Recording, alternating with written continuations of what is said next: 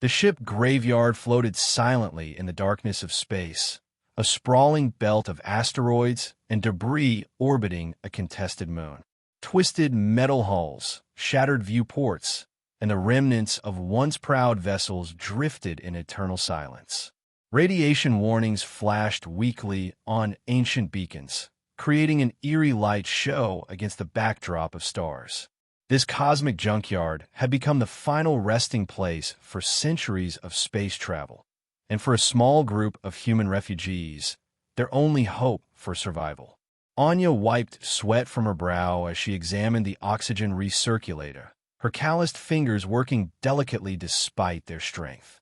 The device wheezed and stuttered, struggling to maintain breathable air in their makeshift hideout, a cobbled-together shelter hidden within the hollowed-out remains of what had once been a luxury cruiser. "How bad is it?" Alara asked, her medical kit at the ready.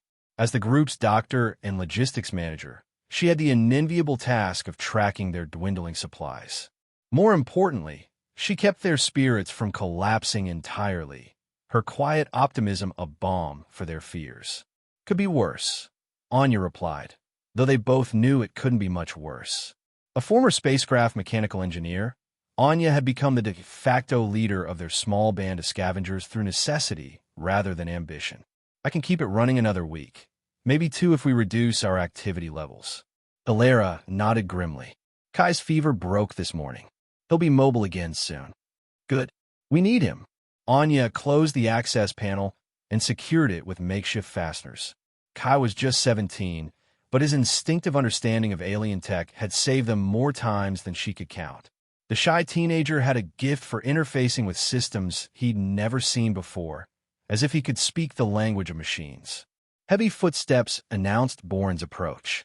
The old veteran's face was creased with permanent lines of skepticism as he ducked through the narrow corridor. Patrol ship passed by the outer perimeter. Thar scout vessel. Didn't linger, but their increasing frequency. Anya felt her stomach tighten. The Kthar, a species that melded biological evolution with mechanical augmentation into insectoid forms, had established dominance over this sector decades ago. To them, humans were vermin infesting valuable scrap. Their systematic cleansing operations had driven the last human settlements into hiding or extinction. Only scattered groups like Anya's remained, scavenging for survival in the places too dangerous or worthless for others to claim. "We need to move," Boren continued, his voice hardened by years of military service. "They'll eventually sweep this quadrant thoroughly. It's only a matter of time." "Move where?" Anya challenged. "Every habitable section is either Kthar-controlled or monitored by their drones. We barely have enough fuel for emergency maneuvers, let alone long-distance travel." The unspoken truth hung between them. They were trapped, slowly suffocating on borrowed time. Their tiny shuttle, hidden beneath a camouflage of debris, couldn't carry them far, and venturing into Kthar territory meant certain death. "We'll figure something out," Alara offered, though her normally reassuring tone fell flat. "We always do." Anya nodded, but her mind raced through scenarios, each more desperate than the last. They needed resources: oxygen, water, food, parts. Most critically, they needed a miracle. The following day, Anya led a salvage mission to an unexplored sector of the graveyard. Their life support systems wouldn't last another month without replacement components, and they'd exhausted the safe, accessible wrecks nearby. Kai, still weak but insistent on contributing, monitored communication from their shelter while Anya, Boren, and Alara ventured deeper into the debris field in their small utility craft. "Energy signature at bearing 147, Boren announced, studying the craft's primitive scanner. "Faint but stable. Could be a functional power cell." Anya adjusted their course, navigating carefully through the floating hazards. "Let's check it out. Anything else, and we head back immediately. We're pushing our luck already." As they rounded an enormous piece of twisted hull plating, the target came into view, and all three fell silent in awe. It dwarfed every other wreck in the graveyard, a colossal transport vessel at least a kilometer long. Its enormous hull was pitted with impact craters and scorched with plasma burns. Sections had been torn away, revealing cavernous holds and labyrinthine internal structures. Despite its devastation, the primary hull remained remarkably intact, its superstructure somehow withstanding whatever catastrophic event had brought it here. "That's impossible," Ilera whispered. "How is something that size still in one piece?" Anya stared at the behemoth, her engineer's mind already calculating. "Assessing. Military-grade construction," she murmured.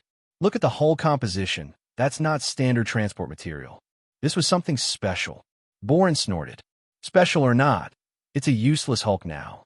Too big to salvage efficiently, too old to have compatible parts.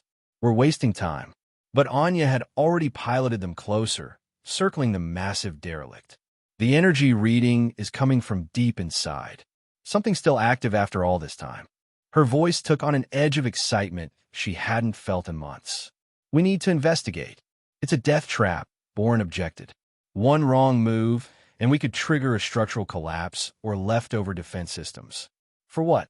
A power cell that's probably incompatible with our systems?" Anya's eyes never left the massive wreck. "We're out of options, Bourne. We need a game changer." She pointed to a jagged opening in the hull that appeared to lead toward the ship's core. "That's our way in." After docking their craft to the colossal wreck, which Kai immediately named the Behemoth over their comms, they entered through the breach in pressure suits. Their helmet lights illuminated a cavernous cargo hold, now empty except for twisted metal and crystallized residue from whatever cargo it had once carried. "Ship this size could have housed thousands," Ilera observed, her voice hushed despite their private comm channel. "Focus," Anya reminded them. "We find the energy source, assess its value, and leave. No detours, no unnecessary risks." They made their way deeper, following the faint energy signature. The ship's interior was a maze of corridors, chambers, and massive holds. Occasionally, they encountered sealed doors that Anya had to bypass or sections where the artificial gravity still functioned in unpredictable patches. Most ominous were the signs of deliberate destruction. Panels ripped open, components removed or destroyed, and blast marks that suggested internal fighting. "Someone didn't want this ship salvaged," Boren noted grimly. "Or they didn't want something found." After navigating through increasingly hazardous terrain, including a section where they had to spacewalk through a completely decompressed area, they reached a massive door sealed with emergency protocols. The energy signature emanated from beyond. "This is it," Anya said, examining the door controls. "Engineering core. Heart of the ship." It took their combined effort and Anya's engineering expertise to bypass the security measures. When the massive doors finally slid open with a groan of protesting metal, what lay beyond left them speechless. A vast spherical chamber housed what could only be the ship's main reactor, a design unlike anything Anya had ever seen. Though clearly damaged and operating at minimal capacity, its central core still pulsed with a soft blue light, casting eerie shadows through the chamber. Around it, banks of control systems and auxiliary equipment stretched upward into darkness. "This isn't standard civilian tech," Anya breathed, approaching the reactor with reverence. "This is military grade, maybe even experimental." "Look at these," Ilera called, gesturing to massive rings surrounding the chamber. "Shield generators? Military class by the look of them." Boren had moved to a console, brushing away decades of accumulated dust. "Weapons control systems," he confirmed. "Stripped down, but the infrastructure is here." This wasn't just a transport. It was a warship disguised as a freighter, or a freighter converted for combat. Anya circled the reactor core, her mind racing with possibilities. The material used in the ship's construction explained its surprising structural integrity. Some kind of superalloy that had withstood decades or even centuries of exposure to space and radiation. "It's still functioning," she said in disbelief. "At minimal levels, but the core design is incredibly efficient. With repairs, this could power everything we need and more." "You can't seriously be considering." Boren began. "Why not?" Anya turned, a wild hope igniting in her eyes. "We needed a miracle.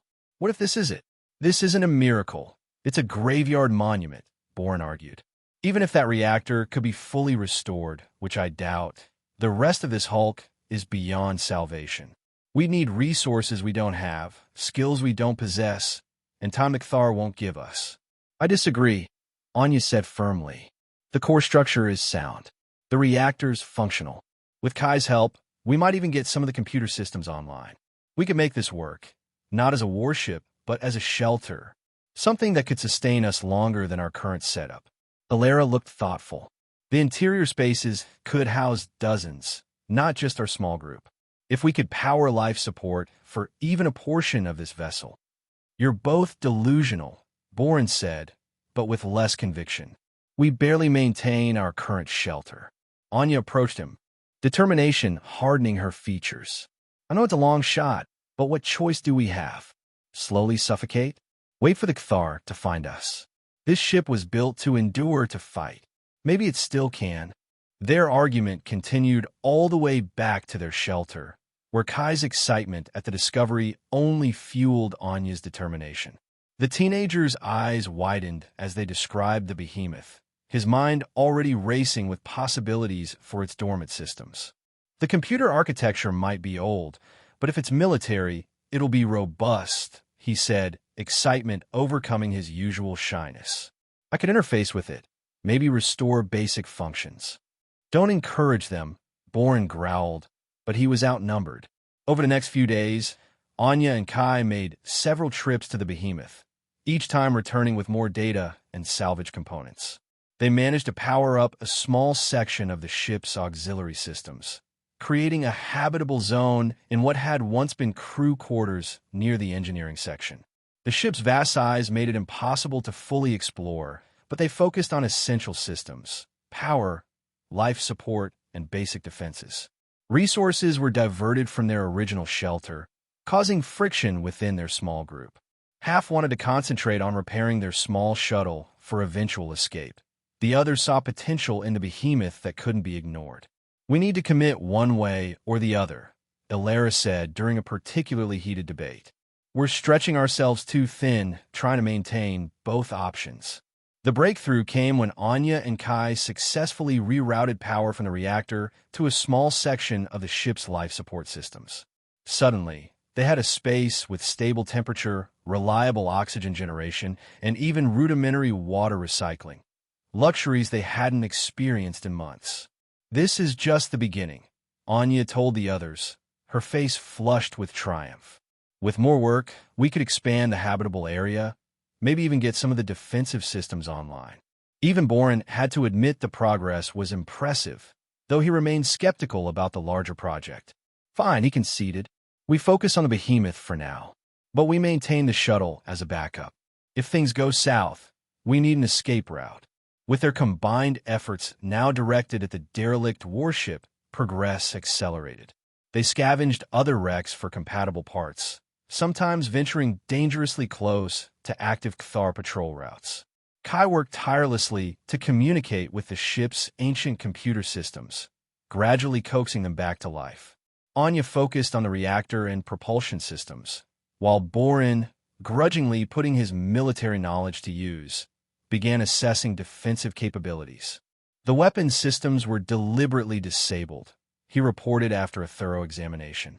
But the hard points are still there. With the right parts, we could cobble together some basic defenses. They began to transform the behemoth section by section. A makeshift railgun was constructed from salvaged magnetic coils and power conduits. Improvised missile launchers were fashioned from repurposed waste disposal tubes. The hull was reinforced with layered armor, plating scavenged from other military wrecks. What emerged was neither elegant nor conventional, a hybrid patchwork of technologies spanning different eras and origins. But it was functional and increasingly formidable. Kai made a critical discovery while exploring the ship's database. This vessel was called the GSV Harbinger, he announced one evening. It was an experimental prototype, a deep space fleet support vessel with combat capabilities. That explains the unusual design and the military-grade systems hidden behind civilian architecture. However, their progress revealed a significant obstacle. To fully restore the main reactor and shield systems, they needed a rare energy coordination module, or more specifically, a stabilization crystal that could handle the enormous power fluctuations from the experimental core.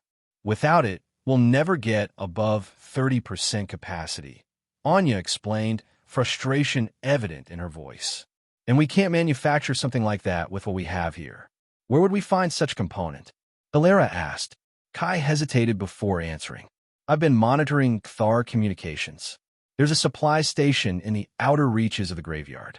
They might have something compatible. Or, Borin added grimly, we could try the military section of the graveyard. Plenty of warships there might have similar components, assuming we could survive the automated defenses and radiation. After heated debate, they chose the Kthar option as marginally less suicidal. A small team consisting of Anya, Kai, and Borin would infiltrate the supply station under cover of a meteor shower predicted to pass through the sector. The plan was high risk. They would need to navigate through. Increase patrols, breach the station's outer defenses, locate and extract the component, and escape, all without alerting the Kthar to their presence. The mission nearly ended in disaster. They successfully infiltrated the station using debris from the meteor shower as cover, and Kai's understanding of Kthar systems allowed them to temporarily disable the outer sensors.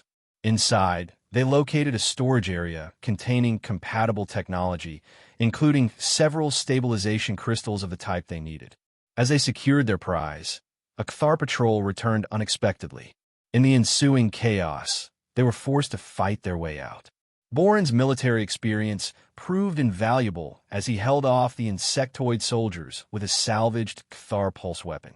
They escaped, but not without cost. Borin sustained a serious injury to his leg, and they lost much of their salvaged equipment in the frantic retreat.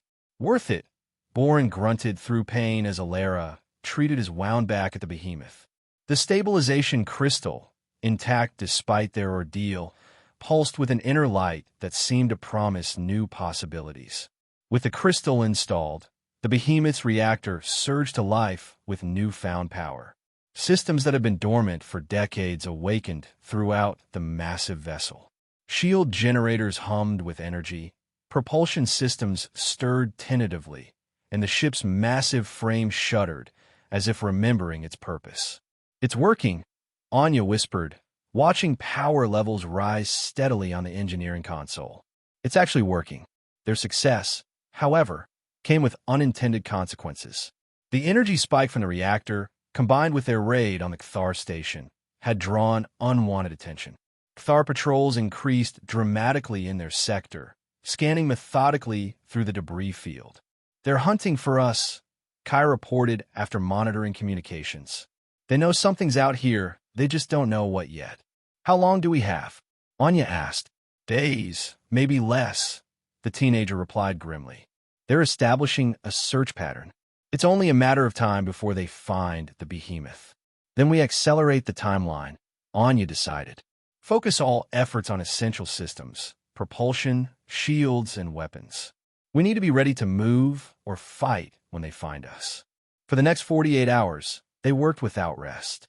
The behemoth transformed further, from merely a refuge into something approaching a warship. Its patchwork weapons were crude, but potentially devastating. Its shields, while untested, showed promising capacity. Most importantly, Anya had managed to restore minimal propulsion capability, enough to maneuver, though not for sustained flight. The Kthar found them as they were making final preparations. 3 patrol vessels appeared suddenly, emerging from behind a cluster of asteroids. Their insectoid designs with segmented hulls and protruding sensor arrays like antennae were instantly recognizable and terrifying. They've spotted us, Kai confirmed, monitoring the communications array. They're calling for reinforcements. Anya looked at the others, their faces reflecting the grim reality they faced. We're not ready, but we're out of time. Battle stations. They scrambled to their assigned positions throughout the ship. Kai took the communications and sensor station on the bridge, a cavernous command center they'd only partially restored. Alara manned the engineering backup controls, ready to reroute power as needed. Borin, despite his injury, took weapons control, his military experience invaluable. Anya assumed the pilot's position, connecting to the propulsion systems she'd spent weeks restoring. Bringing main shields online, she announced, activating the system. Blue energy flickered across viewports as the shield perimeter established itself around the massive vessel. Propulsion at minimal capacity. Weapons, armed and ready, Boren replied. Such as they are. The Kthar vessels approached cautiously, clearly puzzled by the energy readings from what should have been a derelict hulk. When the first patrol ship came within range, it fired a warning shot, an energy pulse that splashed harmlessly against the behemoth shields. They're demanding our surrender, Kai translated from the incoming transmission. They're confused. They don't understand what we are. Let's show them, Anya said grimly. Boren fired their makeshift railgun, a massive electromagnetic accelerator they constructed from salvage parts. The projectile, little more than a chunk of dense metal, launched with devastating force. It struck the lead Kthar vessel off-center, tearing through its lighter armor and sending it spinning away, venting atmosphere. The other patrol ships immediately responded, unleashing a barrage of energy weapons that hammered against the behemoth's shields. The massive ship shuddered under the assault, shields holding at 70%, Ilera reported.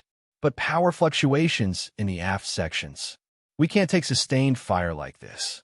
Anya engaged the propulsion system, and the enormous vessel began to move for the first time in decades. Its acceleration was painfully slow, but its massive bulk carried momentum once in motion. She guided it toward the debris field, using the graveyard itself as both cover and weapon. Incoming, Kai shouted as a third Kthar vessel, larger than the patrol ships, approached rapidly from the perimeter.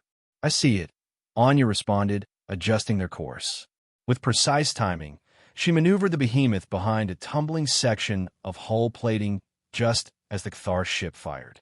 The energy blast struck the debris, superheating it instantly and creating a cloud of molten shrapnel that scattered in all directions, peppering one of the patrol vessels. Boren launched their makeshift missiles, repurposed mining charges fitted with crude guidance systems. Two missed their targets entirely, but the third found its mark, detonating against a patrol ship's propulsion array. The Kthar vessel didn't explode, but listed badly, its maneuverability compromised. The battle continued in this manner, the behemoth absorbing punishment that would have destroyed a lesser vessel while delivering improvised but effective countermeasures. What they lacked in sophisticated weaponry, they made up for with the ship's incredible durability and Anya's skillful navigation of the debris field. They're pulling back, Kai announced after a particularly successful maneuver trapped one of the Kthar vessels between the behemoth and a massive asteroid. Regrouping at the perimeter. Damage report? Anya asked, not taking her eyes from the navigation controls. Shields down to 30%, Ilera replied. Hull breaches on decks 7 through 12. But emergency containment is holding. Reactor stable, but approaching maximum safe output for our current configuration. Weapons. Anya glanced at Boren. Railgun operational, but overheating. For missiles remaining. Point defense systems offline. The veteran managed a grim smile. Better than I expected, honestly. The Kthar forces retreated to a safe distance, maintaining visual contact but ceasing their attack. The respite was welcome, but clearly temporary. They're calling for reinforcements, Kai reported, listening to intercepted communications. A lot of reinforcements. They're classifying us as a major threat. A moment of stunned silence followed his words. They had been vermin, pests to be exterminated. Now they were a threat, worthy of respect, or at least worthy of serious military attention. How long before reinforcements arrive? Anya asked. Hours, not days, Kai replied. Anya nodded slowly, considering their options. We can't win a prolonged engagement. Not in our current state. She looked around at the others, her family now, after everything they'd been through. We need to decide what comes next.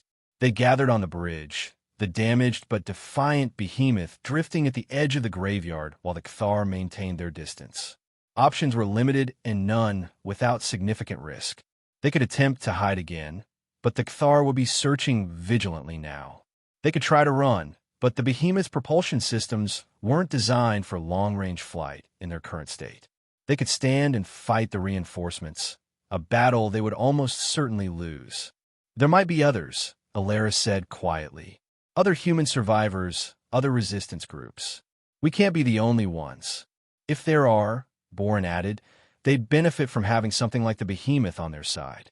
Kai looked up from the communications array, his young face set with determination. I've been scanning frequencies beyond the Cthar bands.